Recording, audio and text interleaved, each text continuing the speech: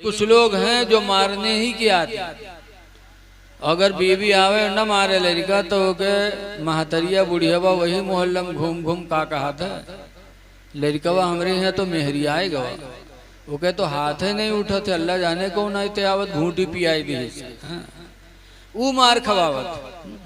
लेकिन कुछ लोगों को मारने की आदत होती है। मौलाना अब्दुल मुस्तफ़ा खां आज़मी ने अपनी किताब में लिखा है कि एक आदमी की बच्ची की शादी हुई और बच्चे जब रुखसत हुए तो बाप ने वसीयत किया, तालीम दी कि मेरी बेटी शौहर के घर जा रही हो, हमेशा शौहर को खुश करने की कोशिश करना, बेटी हर हाल में तुम सब्र और शुक्र का दामन न छोड़ना, अगर मुसीबत के दिन आएंगे तो बेटी सब्र करना और अगर खुशी के दिन आएंगे तो बेटी खुदा का शुक्र अदा करना, लेकिन जिंदगी में शौहर के घर से कभी कदम निकालने की कोशिश न करना।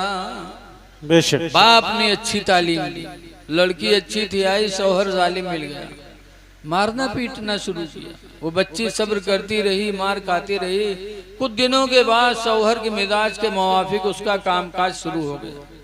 जब शौहर के मुताबिक कामकाज करने लगा तो धीरे धीरे मारपीट बंद। लेकिन वो इतना मार रहा है कि गांव वाले मोहल्ला वाले के नाम रख देना बीवी मार, जब उसका पुकारे तो कहे बीवी मरवा। इतना बड़ा जालिम था। लेकिन बीवी जब उसके मिजाज से वाकिफ हो गई तो अब उसी तरह काम करने लगे जैसे उसका मिजाज था, तो धीरे धीरे मारपीट बंद हो गई। जब मारपीट बंद हो गई तो हफ्ता दो हफ्ता गुजरा तो बहुत परेशान, सोचे कैसे मारी।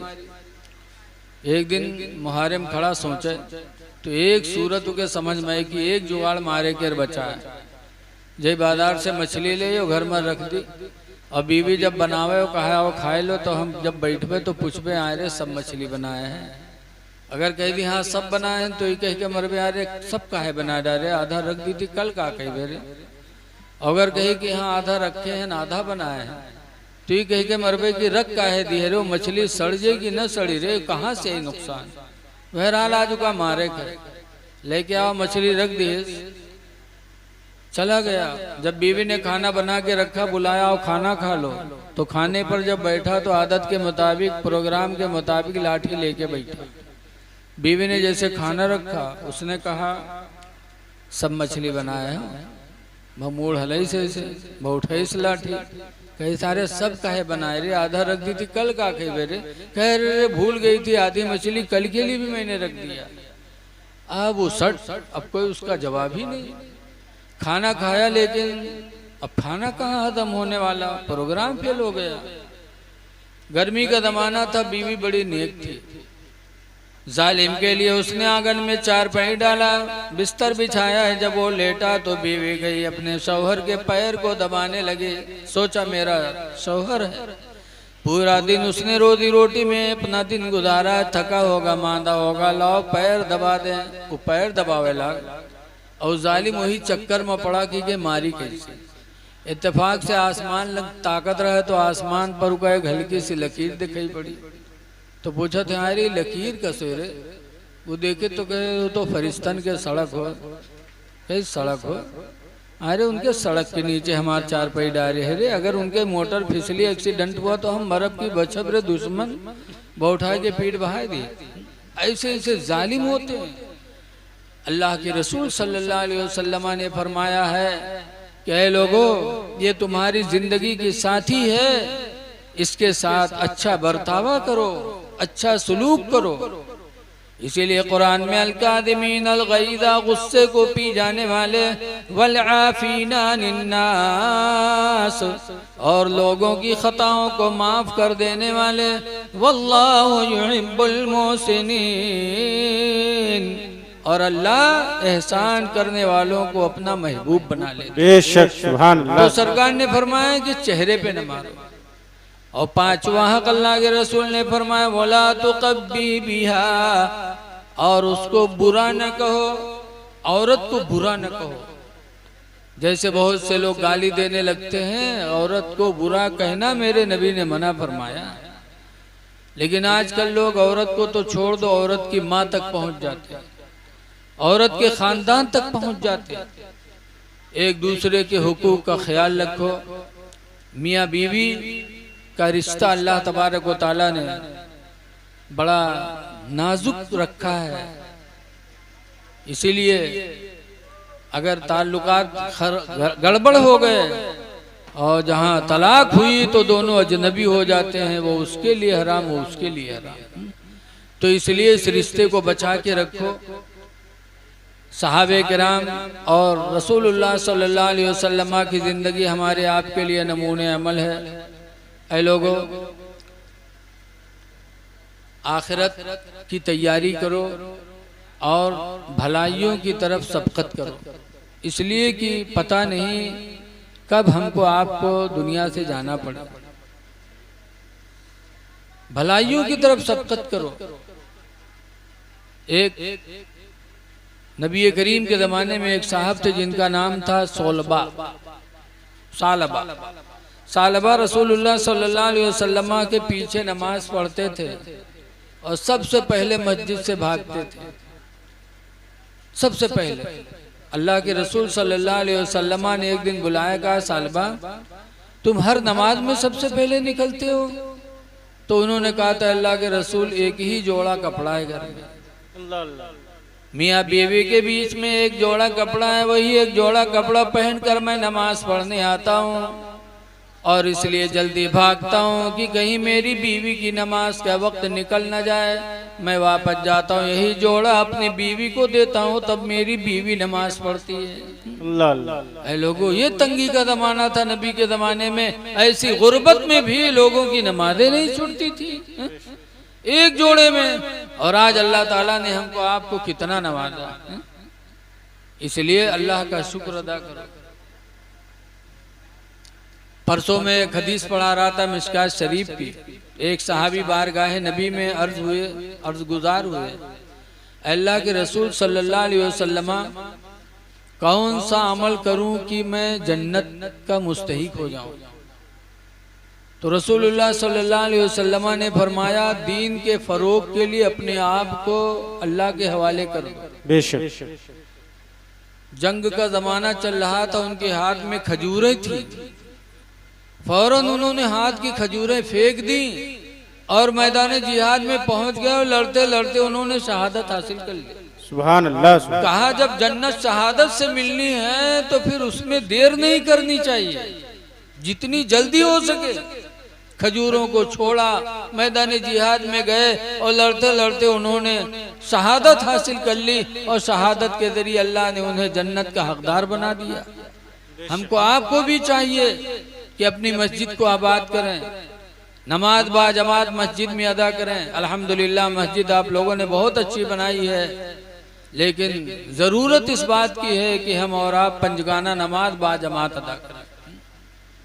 हदीस पाक में सलातुल जमात तफज़ल अला सलातिल फुज़्ज़ी, जमात की नमाज तन्हा वाले नमाज पर अफजल है। कितनी अफजल है? हुजूर फरमाते हैं 27 दर्जा अफजल होती है वो नमाज जो जमात से पढ़ी जाती है। बेशक बेशक। हम जमात छोड़ देते, पढ़ते उतने, मेहनत उतने, वजू वही, और अगर जमात में शामिल हो गए तो 27 नमाज हमारी बढ़ गई।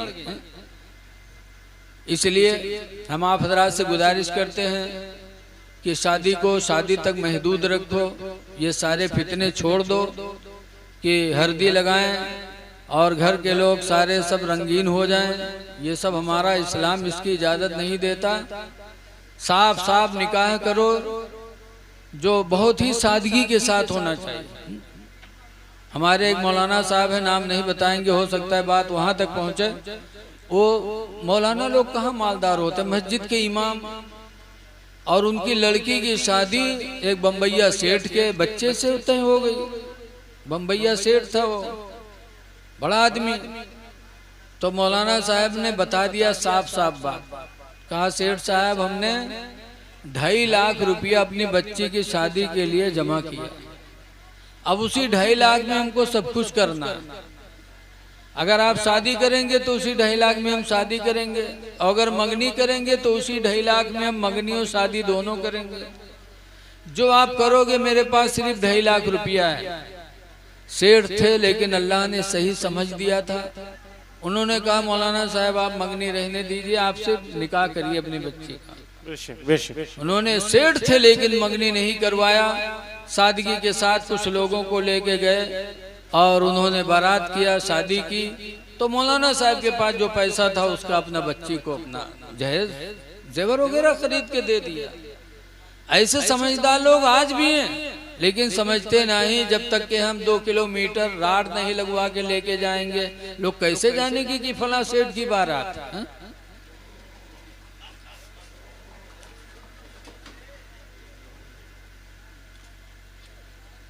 इसलिए लोगों आज तुम दूसरों को भी देखो।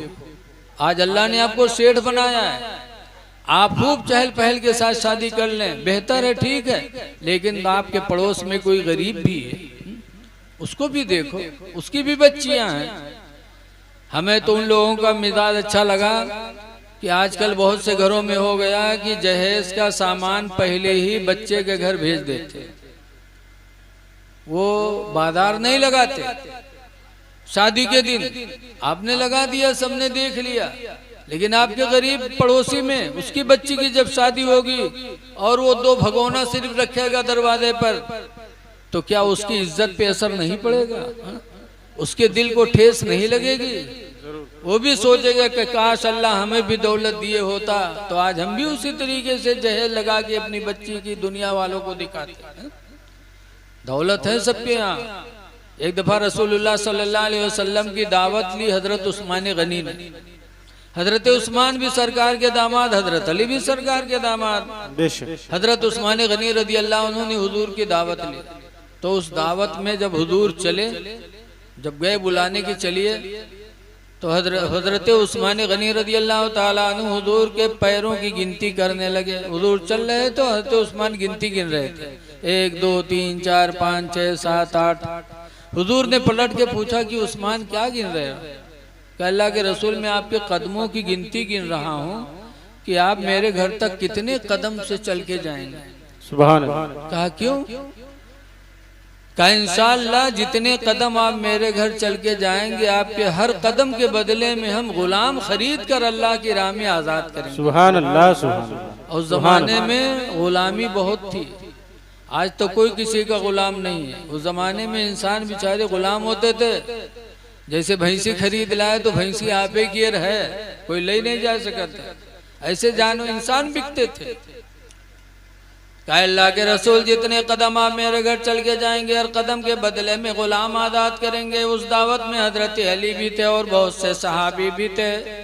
जब हजरत उस्मान गनी के घर खाना खा लिया मेरे नबी ने, सहाबा ने, तो हजरत उस्मान गनी ने उतने गुलाम खरीद कर अल्लाह की राह में आजाद कर दिया। सुभान अल्लाह सुभान। हजरत अली भी उस दावत में थे, तो आए घर में और अफसोस में बैठे। तो हजरत अली की बीवी फातिमा कहती अली क्यों परेशान लगते हो? कहा फातिमा आज अल्लाह ने अगर हमें भी दौलत दी होती, उस्मान की तरह अल्लाह हमें भी मालदार बनाया होता, तो आज मैं भी अपने नबी की वैसे ही दावत लेता जैसे उस्मान गनी ने दावत ली है। कहा क्या हुआ बताया सब? कहा हुजूर की दावत लिया, जितने कदम चल के हुजूर गए, हर कदम के बदले में उस्मान गनी ने गुलाम आजाद किया है। आज अल्लाह में भी दौलत दिया होता तो मैं भी अपने पैगंबर की वैसे ही दावत करता और हर कदम के बदले में गुलाम आजाद करता। सुभान अल्लाह सुभान। सदमा हुआ कि नहीं हुआ हजरत अली को? लेकिन फातिमा ज़हरा का ईमान बड़ा जबरदस्त था। कहा आप भी जाओ, अब्बू को दावत दे दो। कहा फिर? कहा दावत दे दो। हजरत फातिमा ने भेजा, हजरत अली ने जाके दावत दे दिया। दावत कबूल कर ली मेरे नबी ने। दावत कबूल करना ये भी मेरे नबी की सुन्नत है। कोई गरीब आदमी दावत दे तो ये न कहा अरे काहे तुम गरीब आदमी, अरे खाओ पियो यार, ये न कहो, दावत कबूल करो, मेरे नबी की सुन्नत। हुजूर ने कबूल फरमा लिया। जब खाना तैयार हुआ घर में थोड़ा सा जो था, तो हजरत फातिमा ने कहा जाओ हुजूर को बुला लाओ। हजरत अली बुलाने चले तो फातिमा कहती हैं कि जब मेरे अब्बा चलेंगे तो उनके कदमों की गिनती गिन लेना। कहा क्यों? कहा बस गिन लेना। कुछ नहीं बोले। गए हुजूर को बुलाया, हुजूर चलने लगे तो हजरत अली कदमों की गिनती गिनने लगे। हुजूर ने पलट के पूछा, अली क्या गिन रहे हो? कहा आपके कदमों की गिनती गिन रहा हूँ। क्या करोगे? तो कुछ आगे हो तब तो बताएं। फातिमा ने कहा था गिन लेना, कुछ नहीं बोले, गिनते रहे।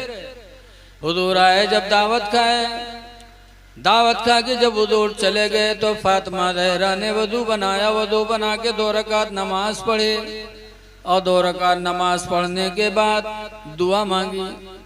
या अल्लाह तो खूब जानता है कि आज फातिमा के घर दौलत नहीं है कि तेरे नबी के कदमों के बदले में गुलाम आज़ाद करे, लेकिन अल्लाह फातिमा के हाथों की लाज रख ले और जितने कदम मेरे अब्बा मेरे घर चल के आए हैं, हर कदम के बदले में मेरे अब्बा की उम्मत की मगफिरत फरमा दे। सुभान अल्लाह, सुभान अल्लाह। फातिमा ने दुआएं मांगी। ये फातिमा को मोहब्बत है हम लोगों से।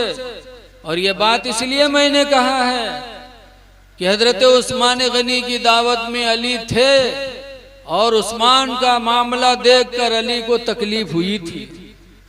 हसद में नहीं बल्कि अपनी गरीबी की बुनियाद पर कि काश अल्लाह मुझे भी दौलत देता तो मैं भी वैसे करता।